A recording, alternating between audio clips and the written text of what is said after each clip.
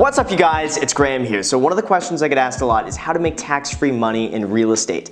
Now, because this is a subject that so many people get confused on, I wanted to make a video breaking it down exactly how to do it and exactly how I do it. So hopefully it'll make sense to you. So here's a very broad and simple example just to show you the numbers. You buy a property for $100,000. You spend $20,000 fixing it up.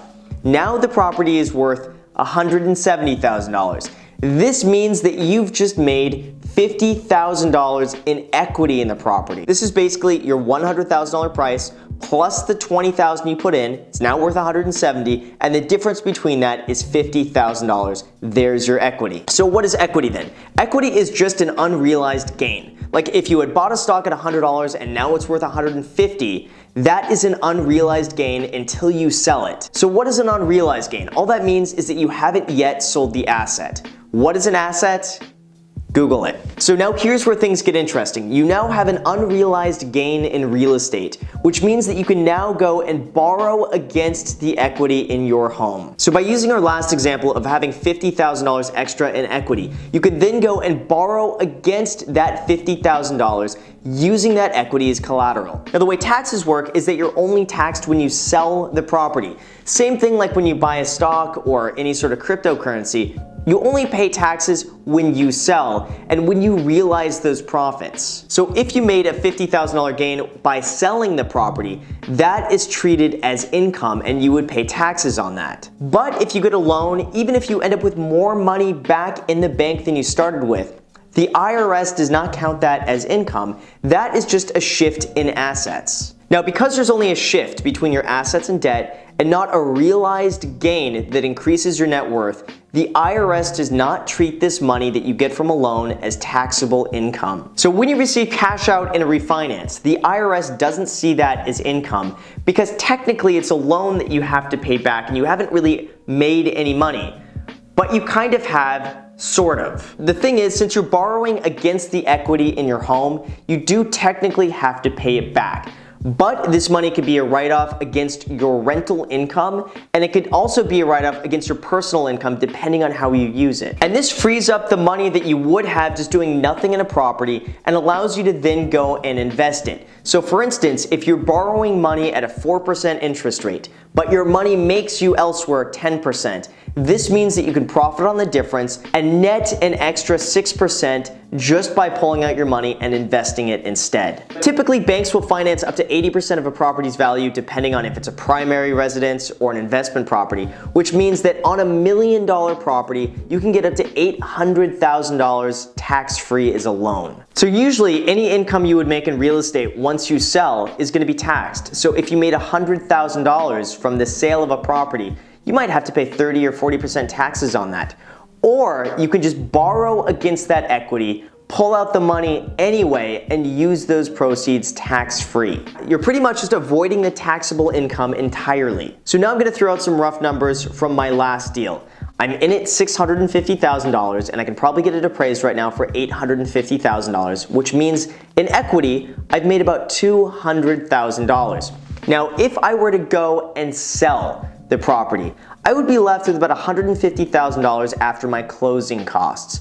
Then after paying taxes on my $150,000, because of California and because of my tax bracket, I would probably be left with about $85,000 after tax. That's from a $200,000 gain in equity in my property, which isn't bad for a few months of work, but it's only $85,000 instead of $200,000. Now, in the other scenario, I can then go and borrow up to 80% of the $200,000, which is $160,000 I can pull out completely tax-free.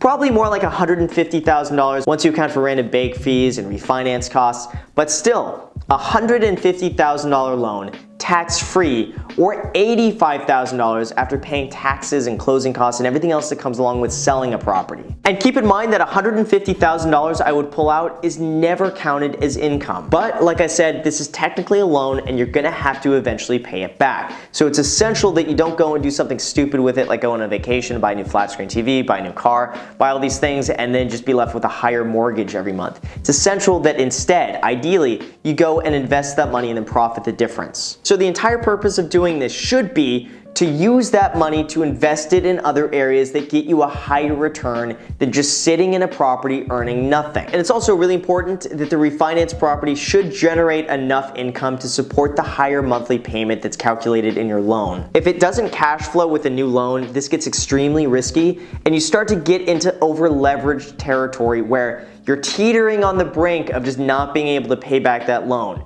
Ideally, you should never do this if the properties aren't going to cash flow and you don't have the income to support those payments. But if used correctly, this is an amazing way to speed up the process of getting wealth. This is often why you hear many people say in real estate, use other people's money.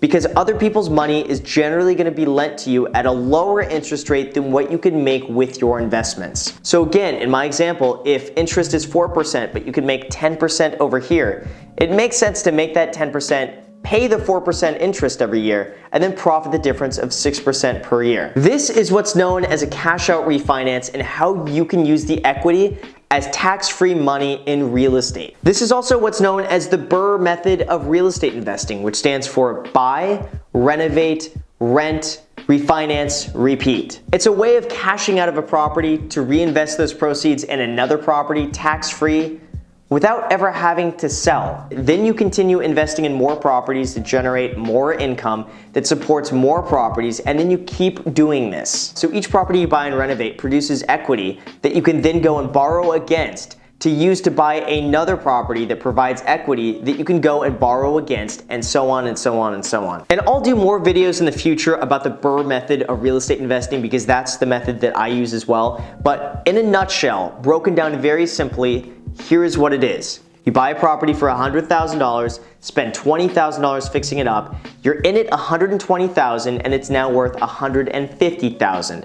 This means that you now have $30,000 in equity in this property that you can refinance and pull out money from tax-free. So in this scenario, you've invested $40,000 and you've made $30,000 in equity. And let's also assume for random purposes you can rent the house out for $1,200 a month. You then refinance that property that's worth $150,000 and you pull out 80% of the equity in that property. So 80% of the $150,000 value of the property is $120,000. Now, your original loan amount when you bought the house was only $80,000 because you bought it for $100,000 with 20% down. This means that you just got back $40,000 in your pocket from refinancing the property with an additional $30,000 of new equity in the property. So you essentially just doubled your investment and got a cash flowing property. Then you use this $40,000 to go and buy something else. And you repeat this multiple times over the course of years or decades. I like this method a lot because it assumes a very long-term approach, and as long as the property can cash flow with a bit of a buffer,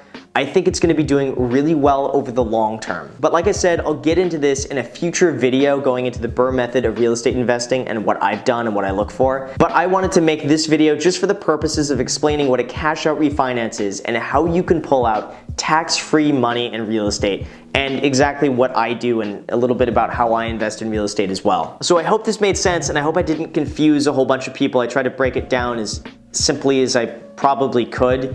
But if you have any questions, feel free to comment down below. Let me know your thoughts. And as always, you guys, thank you so much for watching. If you haven't already subscribed and you want more real estate videos, make sure to click the subscribe button, and also feel free to smash that notification bell so YouTube notifies you anytime I upload a video. Also feel free to add me on the Snapchat and the Instagram. I post there pretty much daily, so if you want to be a part of it on one of those, or if you're a real fan, both of those, that would be great.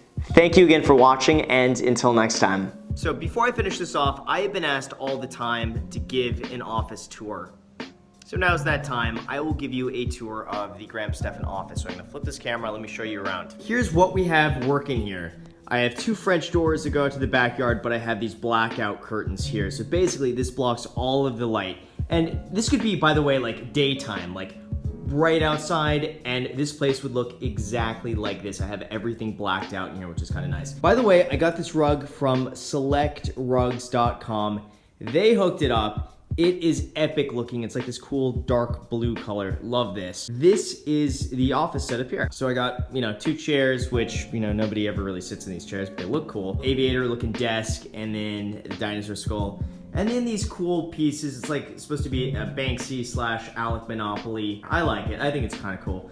And then I got the car right next to it. So this is my garage as well, but the car is used in here too as like, you know, half to be garage, half is like a cool backdrop. Now, this paint that I used here is just like this really cool matte black paint. If you touch it, it leaves little prints on it. This is the toughest thing to maintain. If it gets dust on it or whatever, you can't just wipe it off. You have to use like a damp cloth to keep this thing clean. Honestly, it's not very practical. These lights, I got 3 string lights from Amazon with these cool Edison bulbs. I wired them across the beam here, and then they go to this little outlet right here. The cool thing with this outlet that I absolutely love is that I got one of these little switches here. So if you want to go and dim the lights, you can, or you could just flip them on. This is where it starts to look a little messy. I used some extra boxes here, and I did what I could to try to black out the light, because I realized anytime I want to film during the day, I can't because the light comes in through here. So I basically just had to go and black all of this out. I need to get more of these the foam things too. These actually do an amazing job, but I just need to get more of them. I want to cover the entire door in this, and then I also have more up here as well, and it really helps deaden the sound. But yeah, so it's excuse this. I got to make this look a little bit more presentable. But anyway, guys, like that's this is the office setup, and this is what I use. Oh, and then everyone who asked about my camera, Canon 70D Sigma 1.8 art lens. This thing is amazing. Comica wireless mic transmitter here. There's a little mic. And that just goes on there, and yeah. Make sure to do epic shit, you guys.